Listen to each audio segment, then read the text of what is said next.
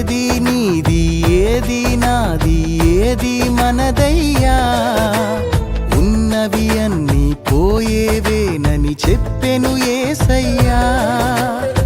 ఏది నీది ఏది నాది ఏది మనదయ్యా, ఉన్నవి అన్నీ పోయేవేనని చెప్పెను యేసయ్యా.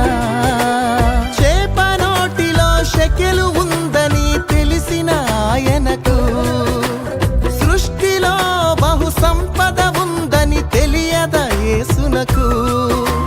చేప నోటిలో షెకెలు ఉందని తెలిసిన ఆయనకు, సృష్టిలో బహు సంపద ఉందని తెలియద యేసునకు.